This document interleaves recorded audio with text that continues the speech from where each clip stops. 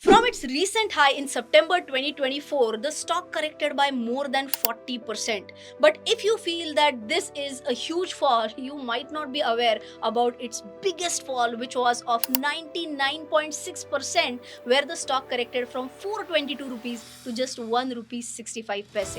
So, in today's video, we are going to understand the reasons behind its first fall of more than 99%.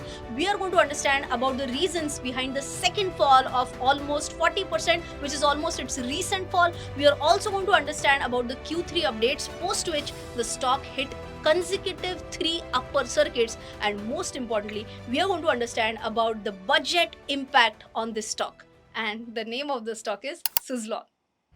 Hey folks, CA Rachna Ranade here, and I welcome you all to a very informative video on Suzlon Energy. So we are going to understand 4 important points about this stock, and we are going to kickstart by understanding the reasons of its fall of more than 99%, but we are going to do that in a very different manner. And for that, have a look at this. In the early 1990s, Tulsi Tanti and his brothers were running a textile business in India, but this textile business started incurring huge power bills. Instead of asking for government help like others, they took a bold step. They bought 2 windmills to power their factory. This simple decision would change everything. Fascinated by wind energy, Tanti and his brothers founded Suzlon in 1995. Through German partnerships and innovative thinking, Suzlon grew rapidly to become Asia's largest wind energy company and one of the global top 3. Their 2000 IPO was a massive success which got oversubscribed by 15 times. But success led to ambitious expansion, and Suzlon borrowed heavily to acquire 2 European companies, Hansen for $565 million and Senvion for 1.4 billion euros. The company had amassed loans amounting to 14,870 crores, and then came the 2008 financial crisis. With most orders coming from US and Europe, Suzlon's business froze. Buried under debt and facing competition from the rising solar industry, the company that once powered India's renewable energy dream found itself fighting for survival. I hope you have understood the reasons behind the fall of Suzlon, and this is where the stock price tanked to 1 rupee 65 paisa in December 2019. But what happened after that? Did the stock price go down to zero? Answer is obviously not. The company took some strategic measures, something like debt restructuring, post which the management was able to turn around the company. And cut to today, Suzlon is India's #1 wind energy service company with the largest service provider of over 14.8 gigawatts in wind energy assets. Now, if you were to understand, okay, 14.8 gigawatts, but how big is this? So we will compare this with India's total installed wind energy capacity, that is 47.36 gigawatts. So with this, you will be able to understand that Suzlon holds around 31% market share. So I hope you have understood what went wrong with Suzlon. I hope you understood that company did take some measures like debt restructuring and the place where Suzlon stands today. But in spite of being #1 and all that, we have to now understand what were the reasons behind its recent fall of 40%. We are going to understand the top 3 reasons why this stock tanked by 40%. But if you want to ensure that your knowledge doesn't tank, what you have to do? You have to just subscribe to my channel and hit the bell icon, because whenever I upload any video, you should get a notification for that, right? So if you have still not subscribed, please consider subscribing to my channel. Let's move on with the 3 reasons. The very first reason is about a broad based selling. If you can see on screen, you can see that on 27th September, market hit an all time high, post which the market started to slide down and it went down by almost 12%. Please understand that whenever the entire market starts to fall, obviously a lot of stocks follow suit, and that's what happened with Suzlon, where Suzlon hit its 52-week high on 12th September 24, post which the stock started to move in a downward direction and the stock went down by almost 40%. But just by saying that, or it went down by 40%, that doesn't make sense. First, we have to understand the journey of this stock before it hit its 52-week high. What had happened? So now if you have a look at this, you can see that the stock had a crazy rally in the last 1.5 years, which is somewhere around mid 2023 to around September 2024, right? And here you can see that the stock rallied I'm just saying round numbers, but the stock rallied from around 8 rupees to more than 80 rupees. That translates into more than 1000% return in less than 1.5 years, right? So, with this, I hope you understand that a stock which has rallied so crazily, that going down by 40% is not that a big deal. Okay, now I want to give you a homework here. What you have to do is you have to mark this lowest point that you can see on the screen right now, mark the topmost point as well, do a Fibonacci retracement and tell me at which retracement percentage the stock is currently right now. I want you all to let me know the answer in the comment section below. Okay, so first thing, I hope you have understood. The first reason is about a broad based selling. Second reason is about the resignation of a key managerial personnel. Name is Mr. Ishwar Chand Mangal. He was the CEO of New Business and one of the senior managerial personnel of Suzlon Energy. He resigned this company on November 8th, 2024, and he was associated with Suzlon Group for almost 28 years, and he was a close confidant of one of the promoters, late Tulsi Tanti. The next one, the third reason, is about the Donald Trump victory. Now, what has it got to do with an industry headwind? Because when he pledged that we are going to halt all the renewable energy projects, that itself gave a blow at an industry level. Okay, so Donald Trump, in simple words, in his victory speech, said that I am not really keen on renewable energy. So, is that going to give in a negative sentiment? Yes, at an industry level. So, what do we need to understand? How much revenue for Suzlon comes from exports? So, if you have a look at their annual report, you will understand that their revenue from exports is barely 5%. So, is that going to be a big hit? According to me, ideally, no. Okay, so I hope you have understood top three reasons about its recent fall of more than 40%. I want also you all to tell me if you feel there is any other reason for its fall. Do let me know in the comment section below.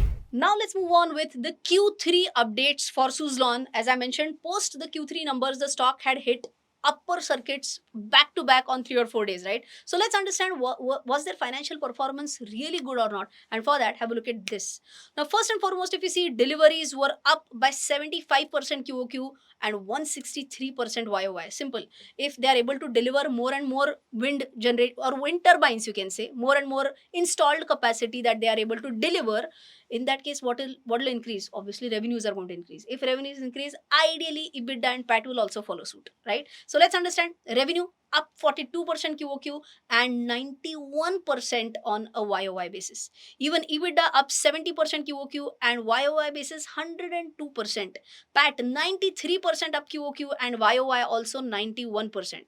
So whatever we discussed right now, I hope you have understood that the numbers were amazing at a quarterly level, QOQ or YOY. But this was at the entire company level. We have to understand that this company has three major business segments.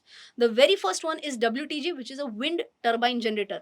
In simple words, what do they sell under this segment? They'll actually sell the wind turbine. Okay.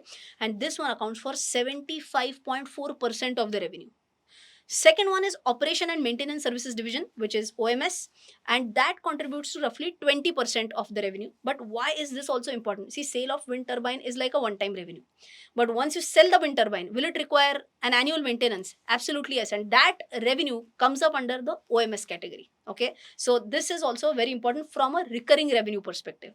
And the third one is SC Forge. It's barely, I mean, it's hardly less than 5%, so not a big deal for the company. So SE Forge is basically, you can imagine something like this, that for maintenance of the windmills, if they require to forge a big ladder, that will be forged under this division, which is the SE Forge, right? So let's understand the financials at a segmental level now. Let's understand one by one. Have a look at this. If you see here, wind turbine generator division revenue, amazing. So we are here comparing 9 months ended FY25 as compared to 9 months ended FY24. Revenue has increased 99%, and so revenue is this green, by the way. Revenue increased 99% and EBITDA has gone more than 5x. Amazing, right? This is for the WTG segment. Second one, operation and maintenance. For that, you can see that the revenue has increased by almost 11.4% and EBITDA has increased by 12.4%. One more positive point here is that the EBITDA margin, you can see here, from 47.3%, it was continuously in a downward trend to 40.1%, and recently it has just gotten a slight uptick till 40.5%. If you check the SC Forge, nothing much here. Revenue has dropped by 0.92%, EBITDA by 6.9%. But as I mentioned, anyways, it's a very small division for the company. Let's also understand 5 highlight points right now. Currently, company has the highest ever firm order book of 5.5 gigawatts. See, please understand, if they have a big order book, obviously the order book is going to translate into revenues in the future, right? Now, when would they complete this 5.5 gigawatts ka order? For that, we checked out a recent interview with CNBC, where the management was mentioning that they expect this order book to be executed in the coming 2 years. Out of that, they also mentioned that from the 5.5 gigawatts ka order, 5 gigawatts order is of S144 wind turbine generator. So they are saying that this is like one of the dominant products for this company. CRISIL has also upgraded the rating of this company to A positive, and this was the second upgrade for this company in one single year. And ultimately, one more important point is that management has also mentioned that their Q4 numbers could be better than the previous quarterly numbers. And management also hinted out to a point, or mentioned one point basically, that their 9 months data for FY25 is posting better results as compared to entire FY24. So just to give you an example, 9 months revenue for this financial year is higher as compared to entire 2024 ka revenue, right? So I hope this is also clear. Now, talking about financials, if you have a look at this, if you see here, reserves especially, which were in negatives, deep negatives starting 2015, from that, where they reached a pathetic level in 2020 of minus 12,000 crores, right now in March 2024, for the first time it turned positive, and even for September 2024 they are still in positive, a shade uptick as well. Even if you have a look at the borrowings which were in a very horrible state, huge borrowings, from that company has almost become net debt free. You can see that there is a slight uptick in borrowings, but that doesn't seem to be worrying, right? Even if you have a look at the shareholding pattern, you can see that FIIs have increased stake from September 2023, where the stake was at around 10.88%, to September 2024, wherein they reached a percentage of 23.72, recently has reduced a little bit to 22.87. So I hope you have understood about the financials update. Now comes the most important point, which is about the impact of budget on this company. Now, in the recent budget which was presented by our Finance Minister Nirmala Sitharamanji, she allocated 48,396 crore rupees towards the power sector, and this included an allocation to new and renewable energy sector. So overall, if you were to check the amounts, the total increase was 30% increase, a good one. But now let's understand the split of 48,396 crores. Out of this, Power Ministry received 21,847 crores, and the Ministry of New and Renewable Energy received 26,549 crores. Now, out of this 26,549 crores, also 20,000 crores got allocated to PM Surya Ghar Muft Bijli Yojana. This is an increase of 80% compared to previous year's allocation. I will be like, Madam, this is all about solar. What about wind? Wind energy got an allocation of 500 crores, which is a drop of 37%. And you will be like, oh my god, आता काय होणार? No, don't worry. For that, now we have to understand. See, at an industry level, is this a negative sentiment? Yes, it is. But again, we have to understand, how does the project segment look like for Suzlon, right? For that, have a look at this.